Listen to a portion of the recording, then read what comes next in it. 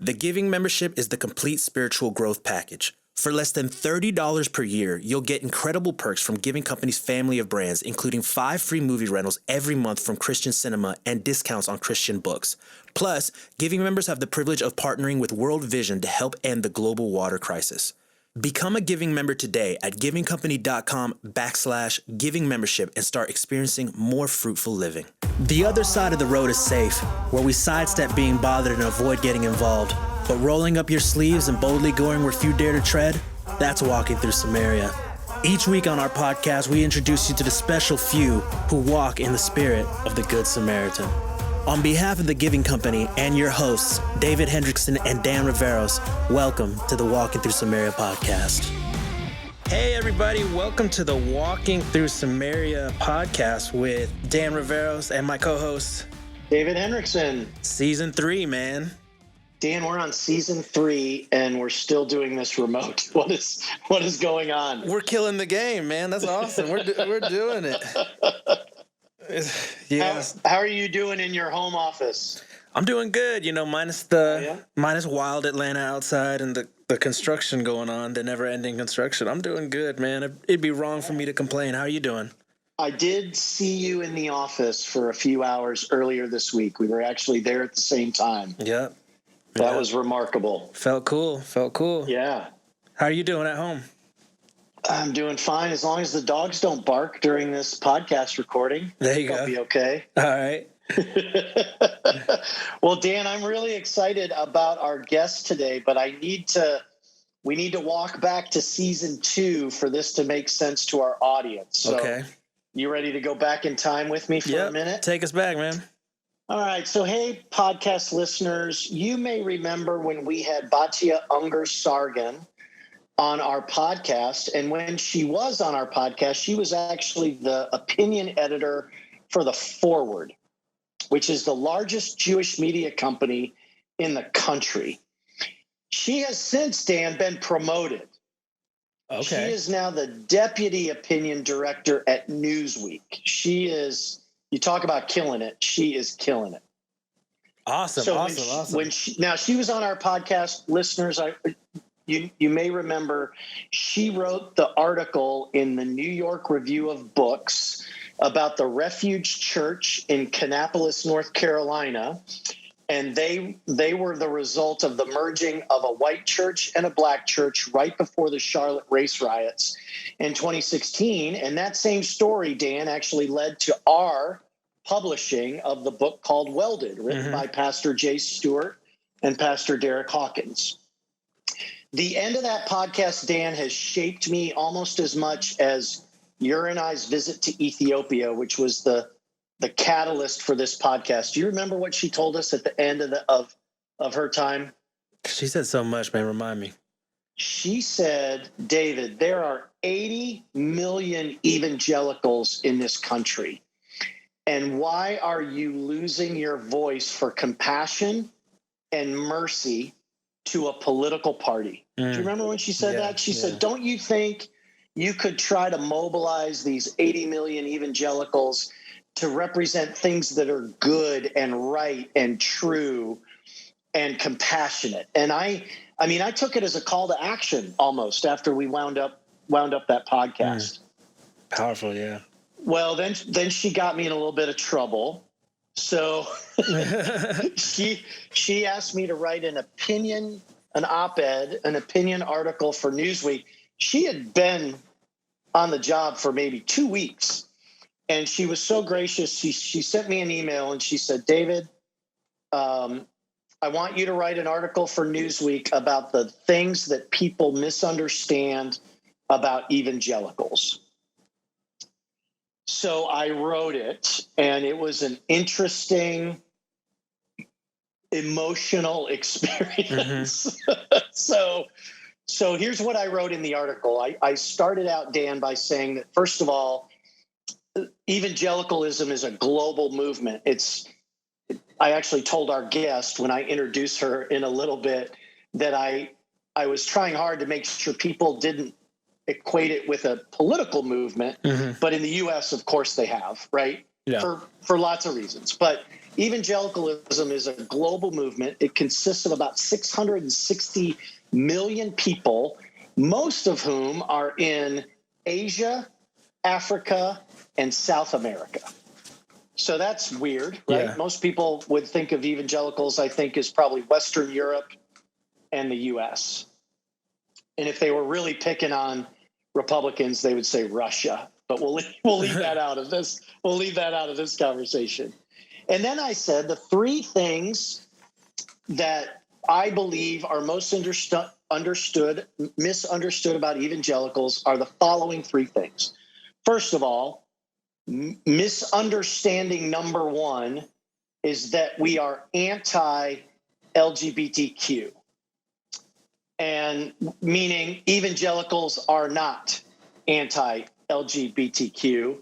And I went on to talk about our friend Danielle Strickland, our friend Grant Skeldon, the work of the Salvation Army, serving homeless LGBT youth that Danielle told us about, a whole host of examples about why I think that's a misunderstanding. Mm-hmm. Misunderstanding number two was that evangelicals are anti-science.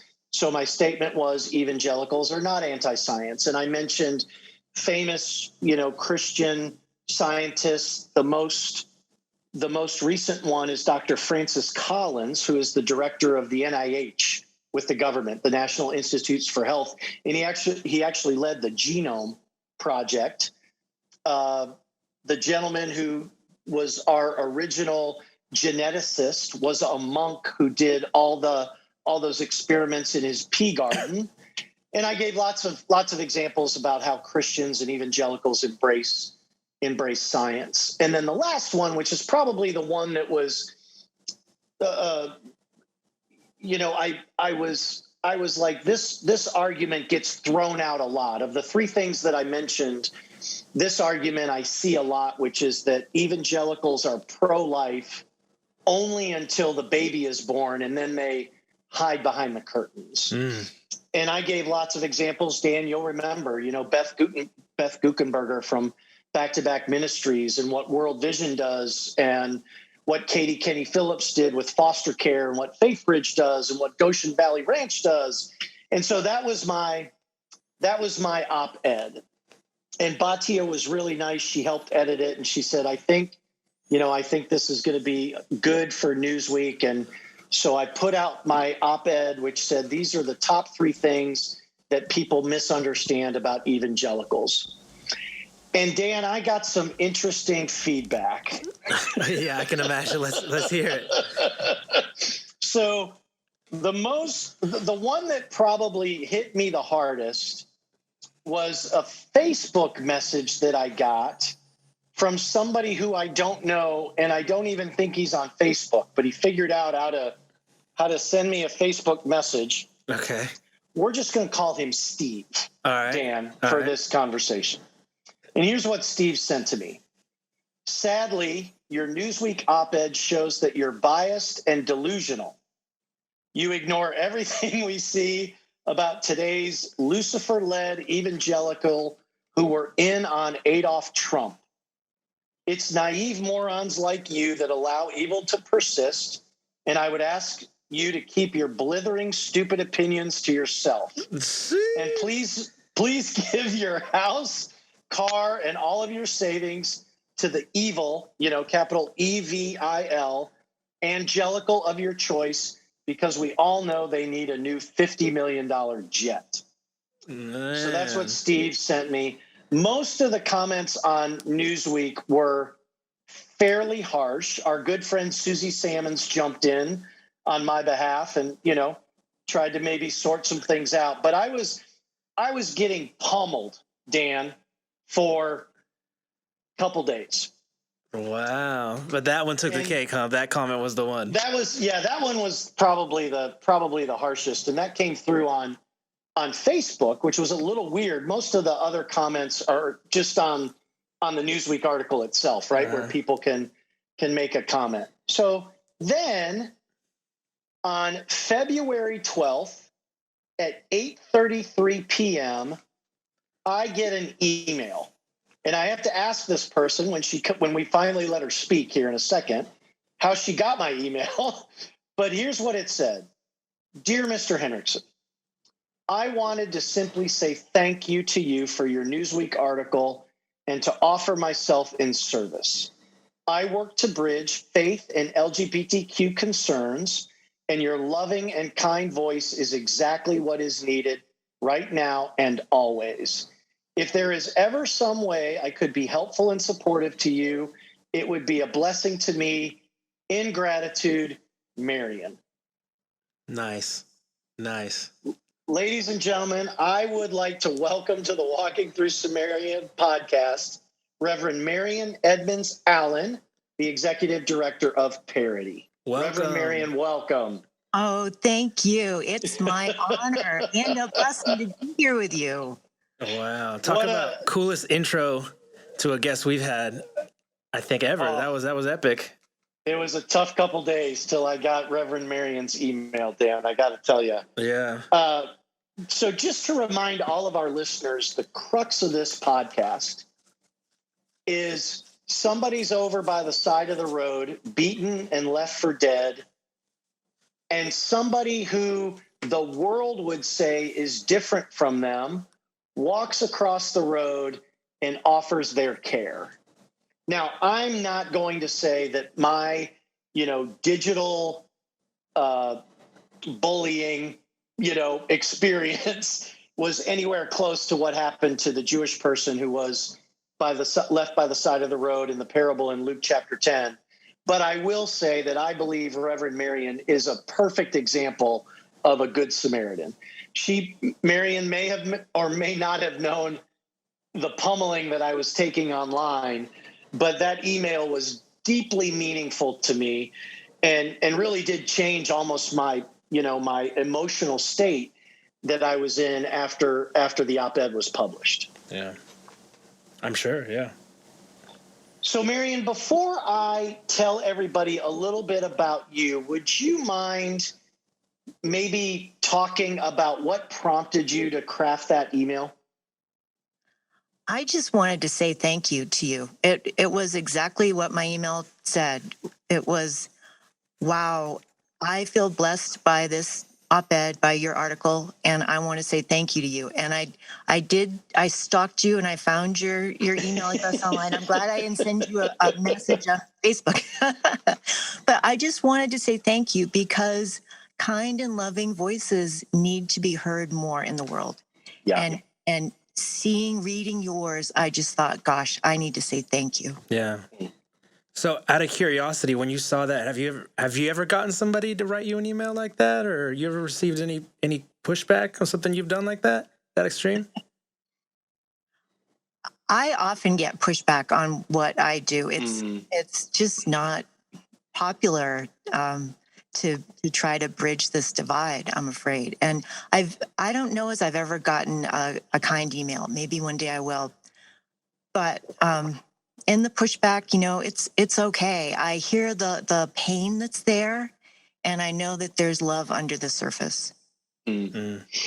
Very well said. Well, Dan, I immediately responded to Reverend Marion's email, and we had kind of a back and forth, and then we had a really delightful Zoom meeting a few weeks later. And this idea of a kind and loving voice, I definitely would equate to Reverend Marion. Reverend Marion, if you don't mind, I'm going to read your bio here so that everybody can kind of get a little more information on you, and then we're going to dive into what has gotten you on this journey of, like you said, probably being in a fairly lonely place of trying to create bridges where society would say there's none, right? Like complete divide. But here we go. To our listeners, Reverend Marian Edmonds-Allen is the executive director of Parity, a New York City-based national nonprofit that works at the intersection of faith and LGBTQ plus concerns. She's the director of Blessed by Difference, a project that seeks to promote curious and collaborative bridging. I love that phrase. Curious and collaborative bridging across the LGBTQ plus and faith divide. Marion has worked with youth and families in various denominations and strengths throughout the country for more than 20 years, focusing on strengths-based interventions and supports to affirm beliefs and faith practices for LGBTQ plus people. In 2013, Marion was named Person of the Year by Q Salt Lake for her visionary leadership, and in 2015 was named a Petra Fellow for her work with LGBTQ plus homeless youth. She is formerly Executive Director of Outreach Resource Centers, the National Program Director of the Family Acceptance Project, and Executive Director of the Utah Pride Center. Marion attended Western Theological Seminary, let me repeat, Western Theological Seminary and Eden Theological Seminary, and has served in many pastoral capacities, including church planning, parish ministry, and chaplaincy. She's married, has 4 children, and is a passionate skier and outdoor enthusiast. Marion, after a really long intro, welcome to the Walking Through Samaria podcast. Thank you, David and Dan. It's my pleasure. Well, I'm sorry I had to go so far back to kind of tee this up, but it was important for our listeners to start with Batya Unger-Sargon, who's the Deputy Opinion Director at Newsweek, and kind of work it forward. I do want to say one thing about Batya, because she's become a dear friend of Dan and I's in recent months. She really is a fantastic journalist and probably somebody who works to bridge things or at least create awareness where maybe awareness doesn't exist. And Batya, if you're listening, I have no regrets from writing that op-ed article. It was an honor, and I loved that you asked me, and it led us to a new relationship with Reverend Marion. So that's always good. That's awesome. Yeah. So I do want to maybe dive into Dan's question a little bit more, Reverend Marion, if you don't mind, which is you are working to bridge faith communities and LGBTQ communities, which has to be really tough work. I have to imagine you've had emails, messages, texts that were similar to one that I got from the man we'll call Steve. How's that feel? Like, what do they say? How does it feel to be on? Give our audience your perspective on my experience. Like, how did it feel when you were on the receiving end of kind of digital bullying, tough messages? Well, I wish I could say it gets easier, and it just doesn't. And I think I remember when you and I had our Zoom conversation and you were telling me about it, I said, "Oh, David, rule number 1, never read the comments." Yeah, that's right. Because they can be really brutal. And I think in our digital, our social media age, people feel that they're anonymous and they can say anything, and they do. And some of the things are really hurtful. They're meant to be hurtful. And I think it's bad that we have kind of devolved into that in the world. But face to face, people don't tend to do that. And that's a beautiful thing.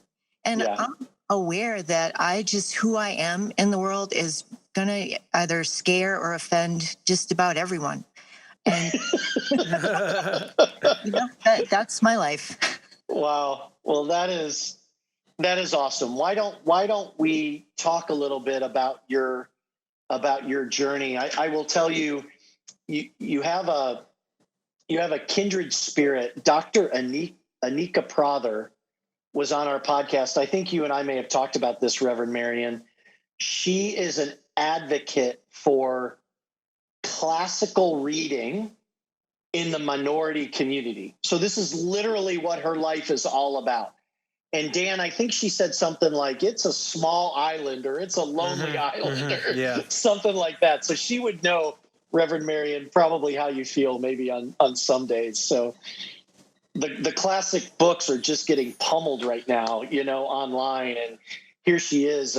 She's a PhD, very incredible African-American, female educator. And she's like, I have no friends. I have no friends at all. So anyway, but if you don't mind, Reverend Marion, tell us about Parity. In some of the research that I did, this was actually called Presbyterian Welcome back when it started in the late 90s. But tell our listeners more about your organization. Sure. Parity was originally called Presbyterian Welcome, and it was started a couple of decades ago to advocate for ordination of LGBT folks and to advocate for same-sex marriage. And Gotcha. yeah, and that was long before my time. I've been with the organization about 4.5 years. So they're a great group of people. They worked together, and with others, they achieved ordination of LGBT folks within the Presbyterian Church. And then, as we know, marriage equality happened in the United States. So at that time, the organization thought, well, what should we do? Should we just close down? We achieved our goals. And at that point, they realized, well, the divide between LGBT and faith, if anything, has grown wider. So we need to change our name and change our focus. And then years later, they brought me on to do this work. And I absolutely love it. Wow. Very cool. Very cool.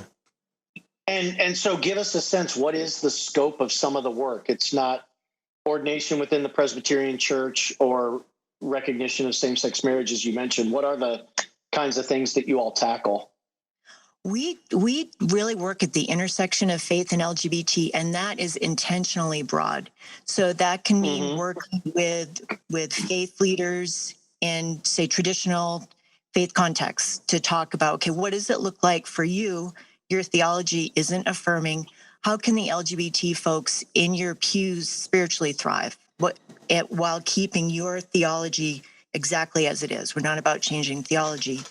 And on the other side, we work with LGBT organizations and individuals to say, faith isn't all bad. Yes. There's a lot to be said about faith. So there's that kind of work. And then there are the LGBT people of faith that often in our media scrum are never mentioned. And over half of all the LGBT people in America identify as people of faith. So we work with those folks. We walk with them and help them to deepen their walk with God, whatever their faith might be. Very cool.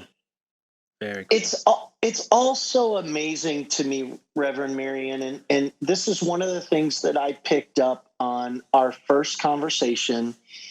And, Dan and I are not theologians like you are. We're not seminary trained.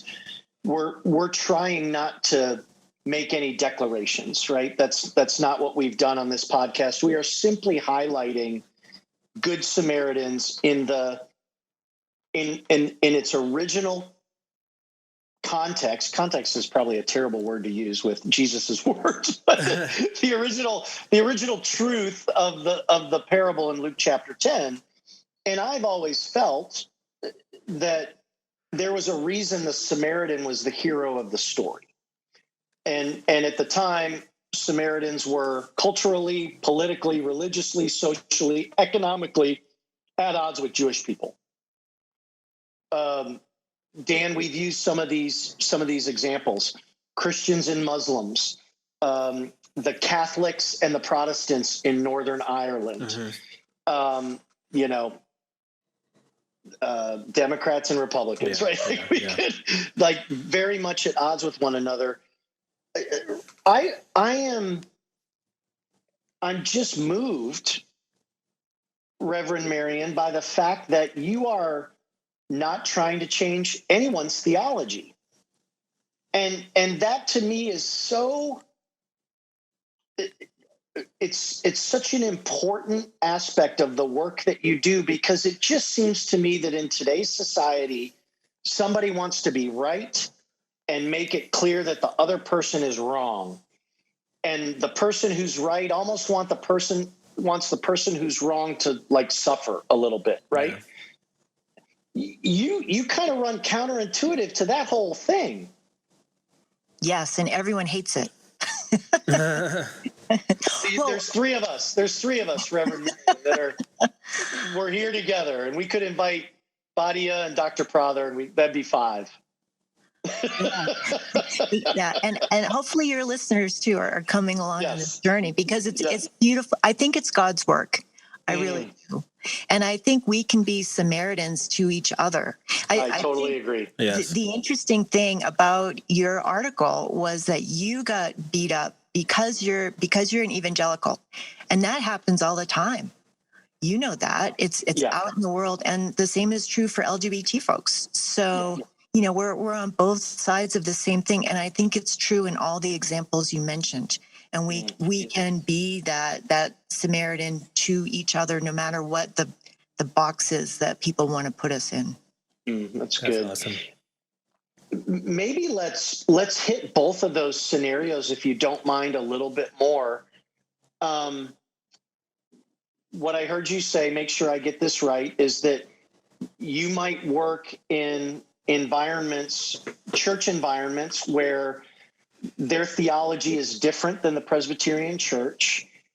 And I would assume please make sure I get this right, but you're trying to figure out, like, how do LGBTQ people feel welcome, and how do they get included in programming, and, how do they know that there's a home for them in those churches? Let's maybe start on that side of the equation, and then we'll go to the other one.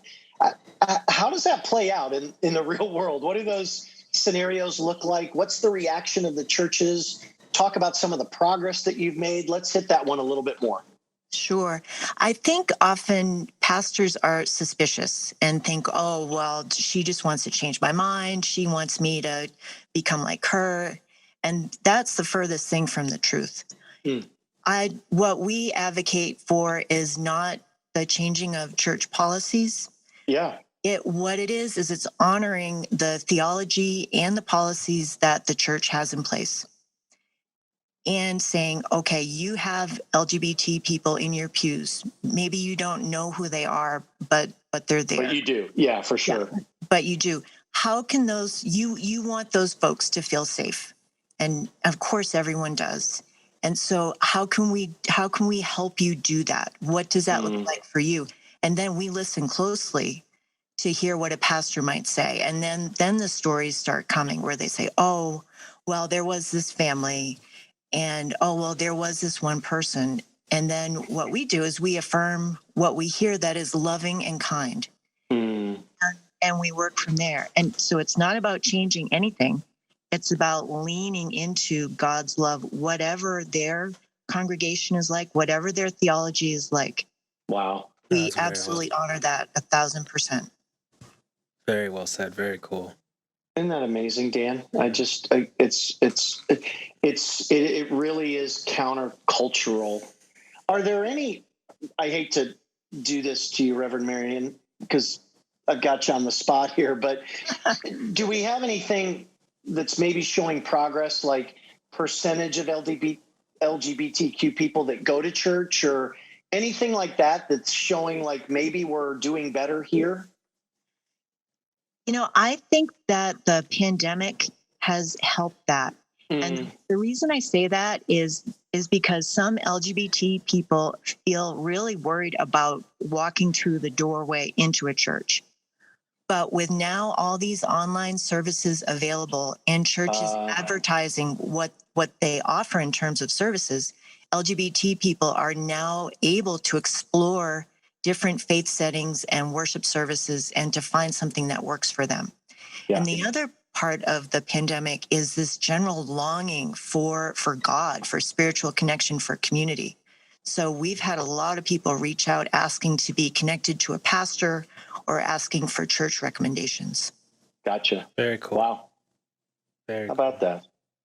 So maybe on the other side, what does it look like to sort of, wrap your arms around our brothers and sisters in the LGBTQ community and say, church is not bad, like churches will welcome you? Talk about that other side of the equation, if you don't mind.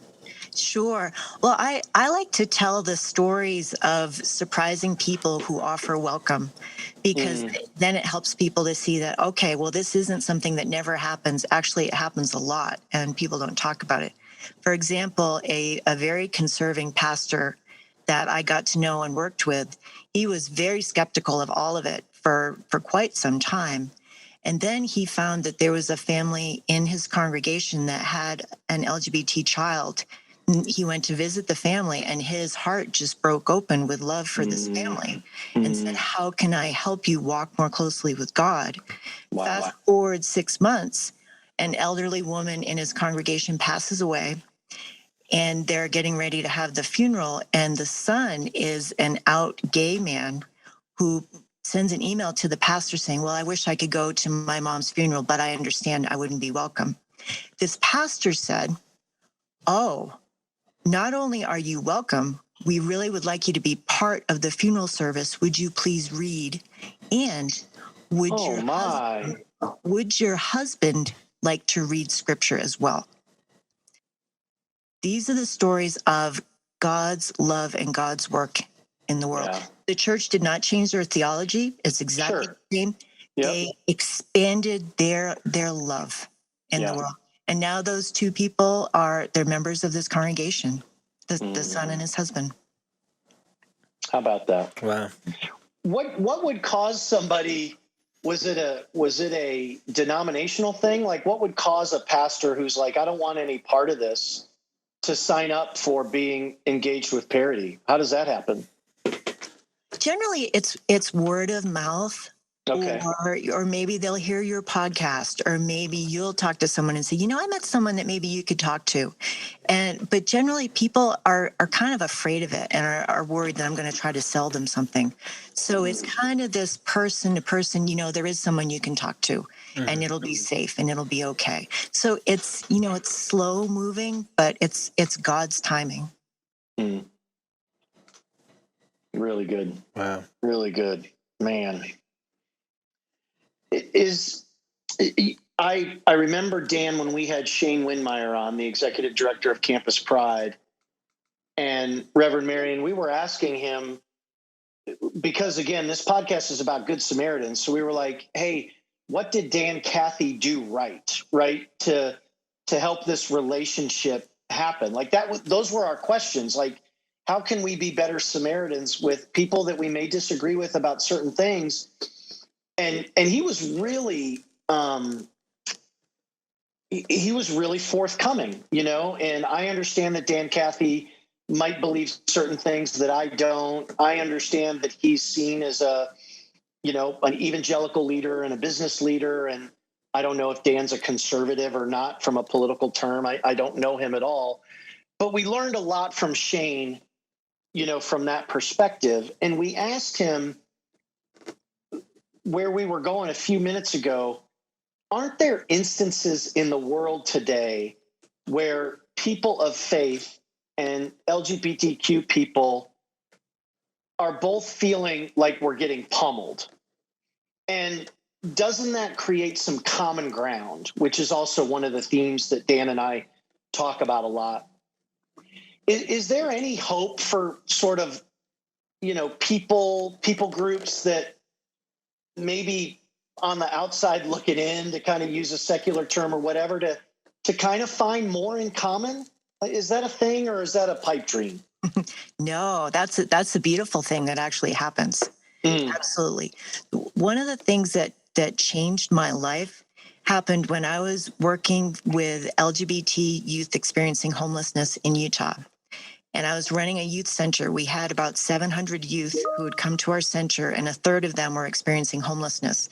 And what I found was that there weren't any shelters in the state that would take a person under the age of 18 alone.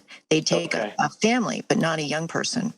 So I tried everything I could think of. I was an activist, and I do all kinds of things to get media attention, and nothing was working. The thing that finally worked was I met a legislator and his aide, both members of the Church of Jesus Christ of Latter-day Saints, both Mormons, and told them about these homeless youth, and they didn't believe me. So I said, come to my center and meet some of these youth. They did. And from that point on, we became allies and friends and worked together to get supplies to the youth, but also to change the laws in the state, so that these young people could have a safe place to sleep at night. Wow. So that's hope in the world. That's people coming together in surprising ways. Yeah, that's really good. Cool. Really good. Tell us, what is curious and collaborative bridging? It's a cool term. I like the way it sounds. We love that term, Reverend Marion. Oh, thank you. It's based kind of on that experience that I had. It's being curious about each other's perspectives. So if I'm not understanding why you would vote for someone or why you would believe something, instead of just shutting down and saying, oh, well, that must be a bad person. No. Instead, I'm curious about it. And I say, David, can you explain to me why XYZ?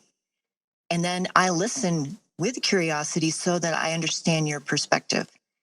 And then in some instances, it becomes, how can we work together to work on something? Mm-hmm. You know, and it can be anything at all. It can be something like youth homelessness, but it can be hunger, it can be suicide prevention, it can be the education system, it can be anything. I truly believe and have seen very diverse people that seem like they're opposites come together. Because think, if you're against something and I'm for something, we know those issues well. If we can come together and work as a team, we've got it beat because we know all the angles. Absolutely. That's right. That's right. I know I'm going to repeat this, Dan, about 80 times before we're done, but it's just such it is a unique approach, I guess, Reverend Marion, to use your terms about, look, I'm not trying to change necessarily someone's individual beliefs. I'm just trying to create bridges and common ground and relationships. And it just seems that in today's society, everybody's wanting to wage and win a battle. And it seems to me that maybe if your battle is understanding or kindness or relationship, that's the battle you're trying to win. You're not trying to make sure somebody comes out on the losing end of this whole deal, right? No, everyone's a winner if we engage in this. And I've started calling it holy dialogue lately because I'm seeing God at work in it. But there are no winners and losers when people come together and they share core to core with each other. That's it. That's so good. That's very well said. Very well said. I like holy dialogue, Dan. That might be something we put to work. Yeah.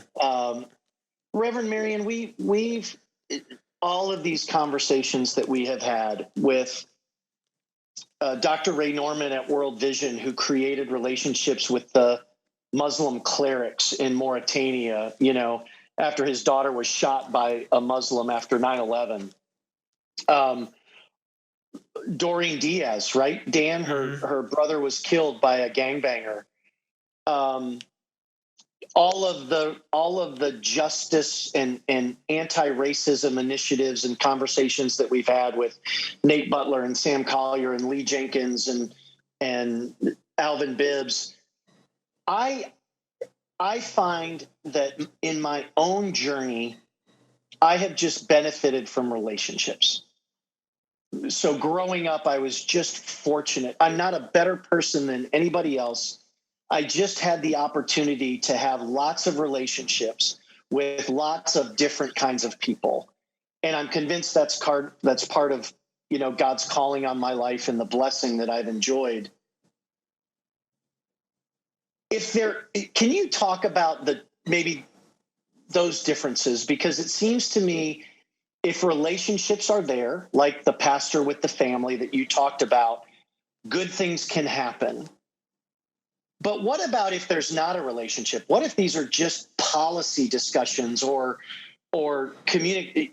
What if there isn't a relationship? How much harder is it to make progress? And maybe talk about the difference between a relational approach versus the, hey, let's try to unpack this issue approach.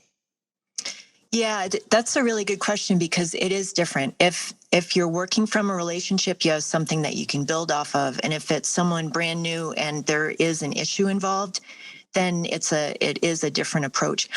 I suggest looking for what's in common. And I always ask the other person to talk first and to say all they have to say. And I look for what is in there that I can agree with. And I'm right with you on X. And then I go back to that and say, oh, I'm hearing you talking about this. I completely agree with you. And now we've created something, we've found something that we agree on, and the other person brought it up first. But the key to it is letting someone just say everything they have to say so that they can feel comfortable listening and asking you what you think as well, but finding that one gem that you can say, okay, here we go. We have something to build on here. Just uncovering all that. Yes. Yeah. Such a great strategy, right? Because you're basically saying unload, right? Like bring it all out here and we're going to find something in common. And it's so counterintuitive to the way society is acting today, where they're like, if you don't agree with me, like, I don't want to hear from you. Like, I'm going to turn you off. I'm going to unfriend you. I'm going to silence you. I'm going to do something to make you minimized. And your approach is completely different from that. Yeah. And, I think people are afraid, and I have so much compassion for that. I think the algorithms around social media reinforce that. So we only hear our own perspective repeated back to us. And then something different is frightening. So it's fear. And if we can respond in love with radical hospitality, which to me is listening deeply to everything someone wants to say, just listening, then we can share that love and build on that. Love it. Love it. Reverend Marion, if you don't mind, I think it would be good for our listeners have got to be like, how did she wind up in this work? Like she's doing really good work. I would imagine our listeners are their guards kind of down, because whatever angle they may have on this issue, they're kind of like, hey, Reverend Marion's not here to change my mind, right? She's here to increase awareness and love and kindness and compassion and understanding. Can you give our listeners a sense of your own personal journey and why you think that sort of had you winding up in the role that you're in now? I think that God's been preparing me for this my entire life. I grew up wanting to go to every single church in town, and I did. I just had this longing at a young age for faith and church and God. Yep. And from there, I became an evangelical. I was a Baptist. I went to Gordon College in Massachusetts, which is an evangelical school, and married a man, had 4 children, and lived a very stereotypical evangelical life. I was a homemaker for many years. And as a teenager, I felt a call to ministry. But I was a mom and ran the Sunday school at church, that kind of thing. And as I got older, my husband decided for his own reasons to leave our family. So at that time, I needed to find a job. And my pastor said, "Have you ever thought about the ministry?" And I said, "Well, goodness, yes." Of course. So at that time, I applied and was accepted to Western Theological Seminary. My background is Reformed Church in America. And I started that journey to become a pastor and loved every single minute of it and raised my 4 kids. And I worked a job, moved to Michigan and did all that. At the very end of that seminary journey, I was in a clinical pastoral education program and met my very first LGBT person at the age of 40, which really rocked my world. I was upset about it, and I felt threatened by it. And I thought, well, if I'm going to be a minister, I need to relate to all people. Obviously, during that time, I came to realize, okay, not only is this the first person I've met, but this is who I am. I am an LGBT person. Went through some time of deep struggle with that, figuring out my relationship to God and what that meant for me as a Christian. And then I had to leave my seminary. They weren't accepting of me, but Eden Seminary took me in.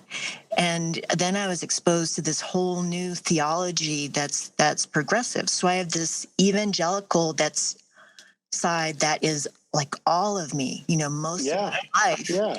And the past 10 years, I've been part of this progressive world, which was new to me. But I have beautiful friends that I love. So I feel like God has gifted me with these 2 perspectives so that when someone talks to me, I can just feel love. I don't need to pick a side because I feel like all the sides are already in me. Yeah. And I'm just blessed by my experiences. Very good. Incredible. I think that is, you and I may have talked about this, Reverend Marion. There's a few attorneys that are running around in my family, and so every once in a while I'm like looking for the ruling, for the verdict. And where I'm going with this is there's a lot of people that want to weigh in on this topic. And if I were a policymaker, if I were a pastor, I would start with people who are LGBTQ in the church. Like, to me, it seems like, isn't that really who we're trying to kind of figure this all out for? Like, we're not trying to figure this out for 7.3 billion people.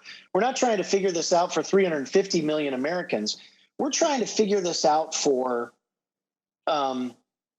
LGBTQ people who are in the church or who could be in the church, right? Like, how do you make the church more attractive? And I think sometimes that's where it gets all garbled up, is because people who don't have a dog in the fight are wanting to influence the outcome.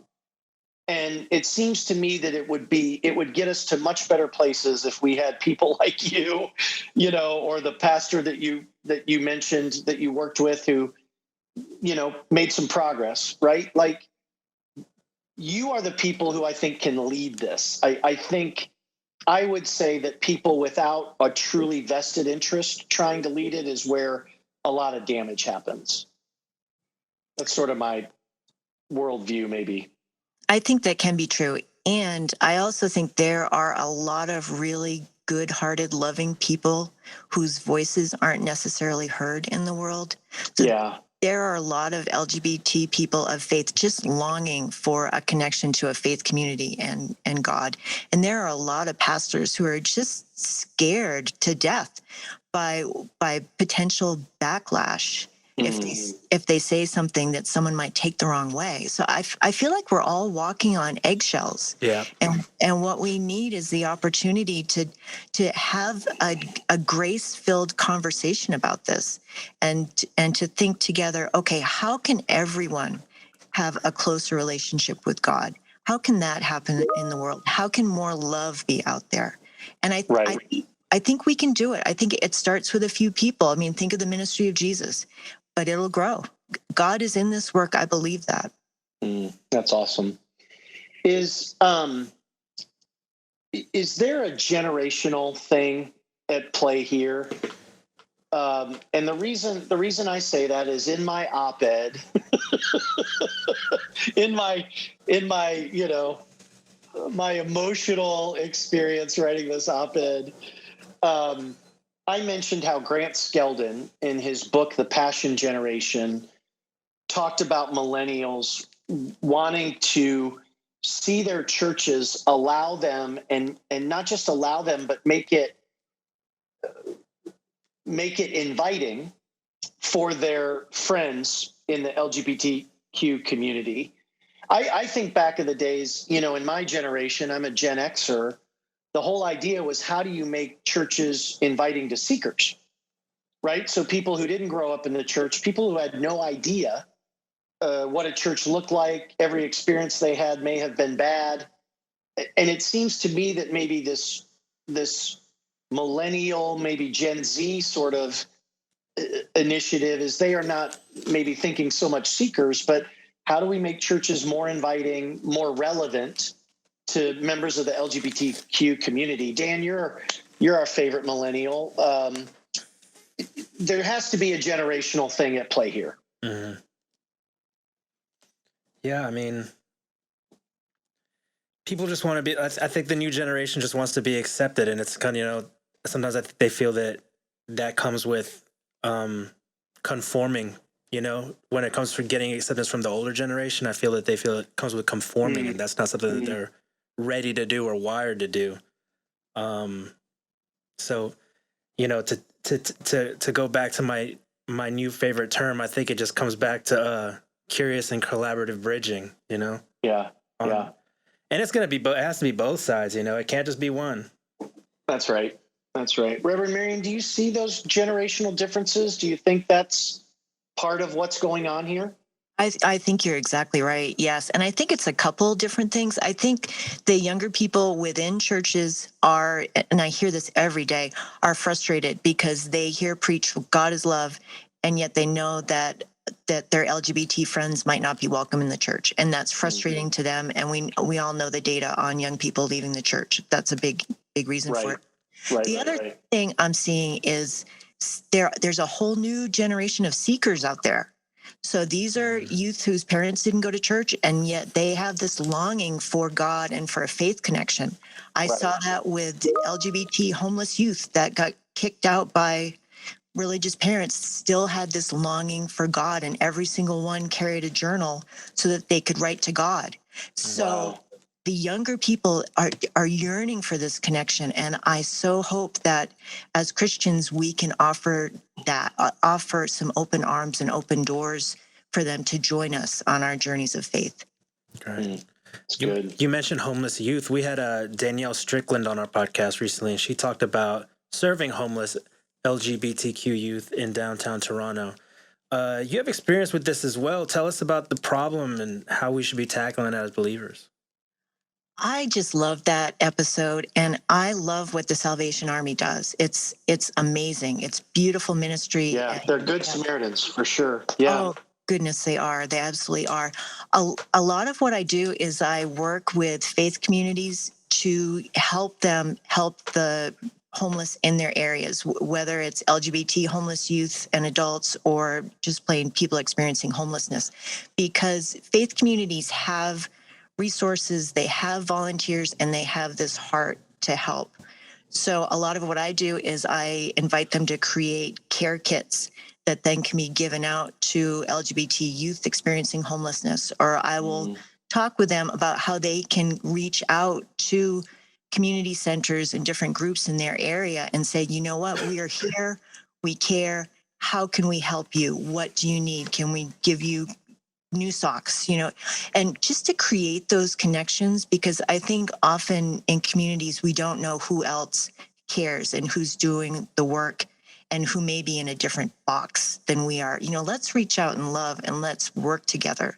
And I would love for churches to be the ones who initiate that loving, reaching out. Yeah, I think these opportunities, as tragic as they are, right? Youth homelessness, if they can create opportunities for the LGBTQ community and the faith community to come together and say, hey, why don't we tackle this in our town? Why don't we tackle this in our city? Why don't we tackle this in our state? Like, it creates those connections that you talked about, several minutes ago. I remember when Doreen Diaz, who was on our podcast, I think she was number 2, Dan, if I remember super early. correctly, super early in season 1, her family packed up from California and moved to New York to serve victims of the AIDS epidemic. Like, they just packed up and moved. And I thought, this is the picture of faith communities that people want to see. And my guess is it's probably happening more than we realize, but everybody wants to focus on stories that are very different, from that. But it was serving homeless youth, serving victims of AIDS. Like, those are things that those communities can, grasp hands and say, let's do this together. Let's serve together. They can. And when they do, it's the ripple effect from that is beautiful. It not only are people getting served and being helped, but then the community becomes closer. The younger people see this and they feel more like they can join a church, have a relationship to God. I mean, to me, this is mission work that can happen in every single community. And all it takes is one loving heart to start it. That's good. That's good. Well, let me see if we can, as we kind of wind down, Reverend Marion, and I just so appreciate your spirit and your inspiration here. It does seem to me that there are people like you, the Parity organization, Reverend Salguero, who we had on, talked a lot about this after the Pulse nightclub shooting, where making relationships, Dan Cathy and Shane Winmeyer, right? We hear a few stories, but mostly when we view society today, it sure does seem that not just people of faith and LGBTQ, but people who disagree about certain things are really at odds with one another. And the vitriol on social media and the kind of political parties deciding that they're going to put stakes in the ground over certain people and not others. Like, it's very frustrating, in my opinion, for people like us that think about crossing the divide. I'd like to ask you to maybe give a little bit of Good Samaritan advice to seemingly people on the opposite side of the road here, to use the Good Samaritan analogy. What advice would you have for Christians right now to present a gospel that is more loving and more welcoming to their LGBTQ brothers and sisters? And like you said, you're not necessarily asking them to change their theology. What's the magic ingredient there? I'm absolutely not asking them to change their theology. What I'm asking is that they lean into their theology and that they lean into who God is in their lives. I had someone say to me the other day, if someone were to paint a picture of God in your life, what would that look like? So thinking about your faith and your love for God and God's love for you and your call to be in the world, what does that look like? Yeah, that's good. And then what would be your Good Samaritan advice to maybe some members of the LGBTQ community who are like, I don't want to have anything to do with those miserable evangelicals or Christians, and I'm going to do everything I can to, take away their tax status and all this stuff. What would be your advice to the other side of the road for a second?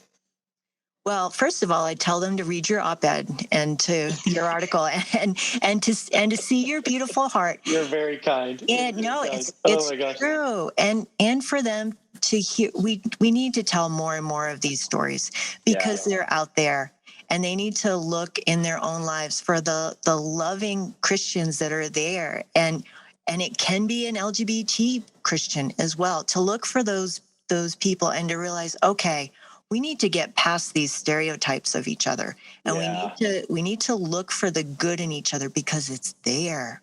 Yeah. It's absolutely there. And this love starts with us. We need to lean into our love for each other and begin there. That's good. Really good. That's good. I think it was Reverend Bibbs, Dan, who said, let love be the dialogue. And I think that certainly applies here as well. And that's what Christians are supposed to be about, right? Regardless of individual issues, there's a big calling of love your neighbor as yourself. And as that got unpacked, it led us to the parable of the Good Samaritan. And this has just been a delightful conversation, Reverend Marion. I think I just want to say how impressed I am with your posture on these issues, particularly because you're taking hits every day. I took hits for like 48 hours. You're living it every single day. And I'm just so impressed that you can keep this posture of bridge building and grace giving and loving. And it's just a wonderful picture of the kingdom, I would say. It's all God. It's God's call. And it's a blessing. Yeah. So before we let you go, can you maybe tell our listeners a couple next steps, maybe how to learn more about Parity, maybe some things to do at the local level? What are some actionable things that our listeners could do? Absolutely. So I would love for anyone to reach out to me that just wants to talk or email. I invite that. So that's one. It's parity.nyc.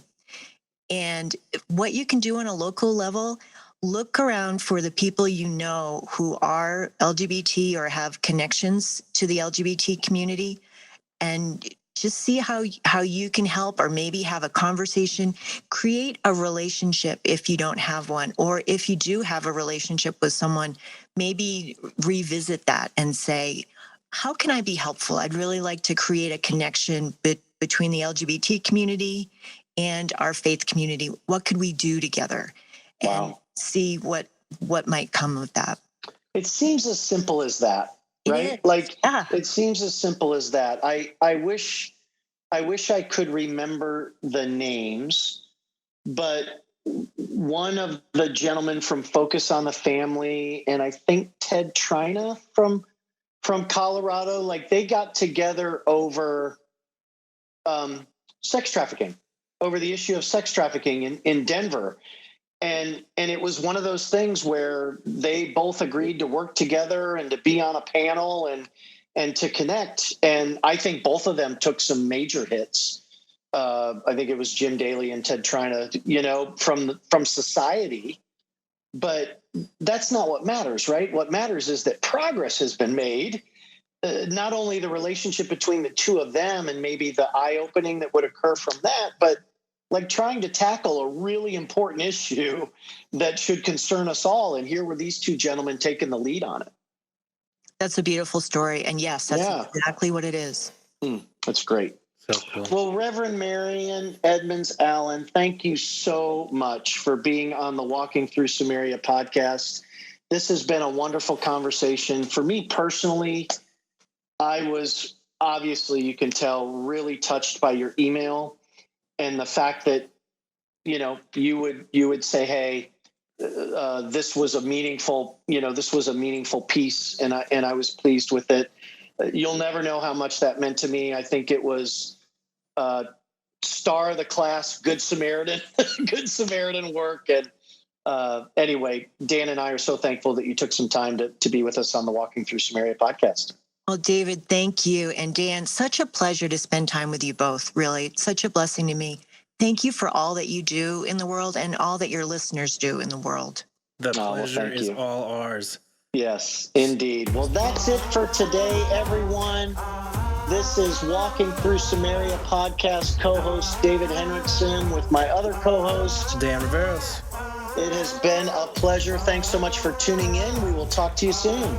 For more content like this, visit us at givingcompany.com. Thank you for joining us, and we'll see you next time on Walking Through Samaria.